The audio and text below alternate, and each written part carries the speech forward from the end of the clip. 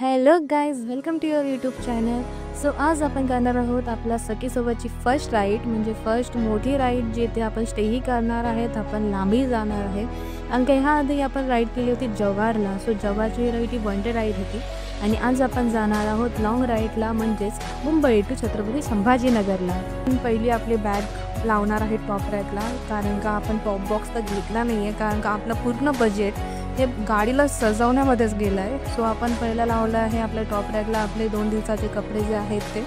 त्याच्यानंतर आपण गाडीची पूजा करून घेतले, कारण का कुठेही लांब राईडला जाण्याआधी गाडीची पूजा करणं इज मस्ट. आणि so we are Kokani, so नारळ फोडून आपल्या राईडची सुरुवात करणं हे तर झालंच पाहिजे. सो आपल्या राईडची सुरुवात आपण नारळ फोडून केलेली आहे. सो गणपती बाप्पा मोरया. सो आज आपला रायडिंग पार्टनर सर माझा मोठा भाऊ. सो आम्ही ही प्लॅनिंग केली होती 2 डेजची. 2 डेजमध्ये आम्हाला जेवढं फिरायला मिळेल तेवढं आम्ही कवर करणार होते आणि ते तुम्ही पाहणार आहात. आणि हे तुम्हाला 4 पार्ट्समध्ये बघायला मिळणार आहे, कारण का 1 पार्टमध्ये छत्रपती संभाजीनगर दाखवणं it is a impossible thing. So let's go.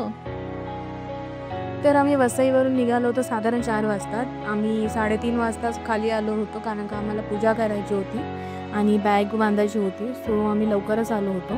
4 वाजता आम्ही आमच्या राईडला सुरुवात केली आणि आमचं एस्टिमेटेड टाईम हे 10-10:30 दाखवत होतं, कारण का आम्हाला कुठेही ट्रॅफिक नव्हतं मिळत, कारण का आम्ही सकाळी पहाटे निघालो होतो म्हणून. आणि त्याच्यानंतर आम्ही आमचा रूट डिसाईड केला होता की आम्ही वाड्यामार्गे जाणार, पण वाड्यामार्गे आम्ही जव्हारला जाणार होते. नंतर मग आमच्या मनात असं आलं की माझे भाऊराया बोलले की आपण वज्रेश्वरी मार्गे जाऊया, कारण का वज्रेश्वरीचे हे आतले रस्तेही खूप छान आहेत.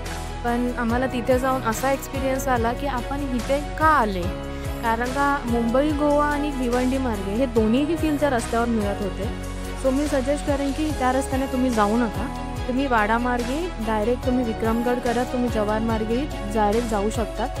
सो तो मार्ग बेस्ट आहे, कारण का तिथे रस्ताही खूप छान आहे. तुम्ही नक्की तो मार्गाने जाऊ शकता. पुढे आम्ही मुंबई आग्रा हायवे मार्गे कसारा घाटामधून इगतपुरीकडे रवाना झालो. इगतपुरीचा नजारा पाहून आम्ही तिथे 2 मिनिटाचा थांबा घेतला. त्यानंतर आम्ही घोटी मार्गे नाशिक शिर्डी हायवेने छत्रपती संभाजीनगरकडे रवाना झालो.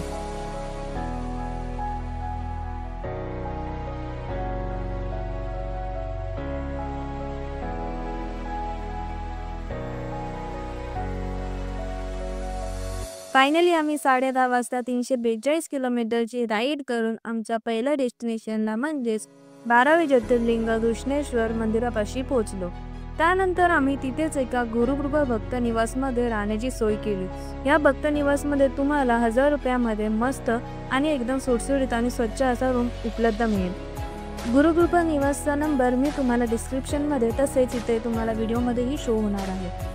सो तुम्ही तिथे नक्की व्हिजिट करा, कारण का तिथली वाईब ही खूप पॉझिटिव्ह आहे आणि तुम्हाला तिथे एक दत्तांचे सुंदर असे मंदिरही पाहायला मिळेल. आम्ही 12 वाजता फ्रेश होऊन तयारी करून मंदिराकडे दर्शनासाठी निघालो. आम्हाला दर्शनासाठी 40 ते 45 मिनिटं लागली. घृष्णेश्वर मंदिराचे 2 नियम आहेत. पहिला म्हणजे पुरुषांनी कमरेच्या वरती कोणतेही वस्त्र परिधान करू नये, आणि दुसरा म्हणजे मंदिराच्या गाभाऱ्यात मोबाईल आणि पाकीट किंवा कोणतेही बॅग्स अलाउड नाही आहेत. सो तुम्ही शक्यतो तुमच्या बॅग्स आणि कोणतेही मौल्यवान वस्तू तुमच्या रूमवरच सोडून जाव्या, ही नम्र विनंती.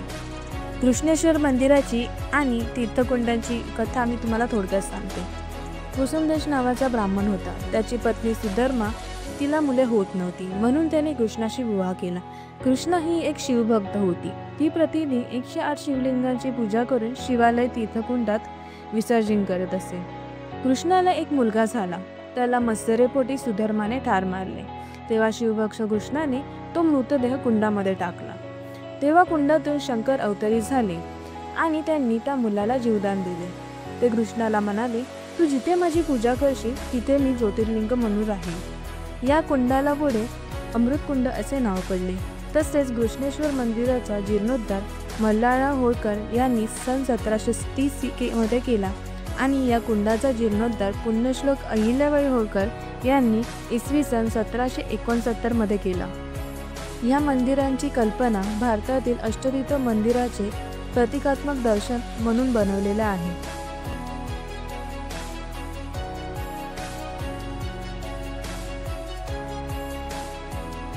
तर आपला पहिला ब्लॉग म्हणजेच घृष्णेश्वर मंदिर आणि तीर्थकुंड इथे समाप्त होत आहे. सो आपण भेटूया पुढच्या ब्लॉगमध्ये लवकरच.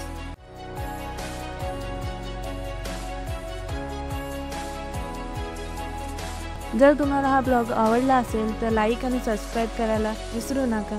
बाय.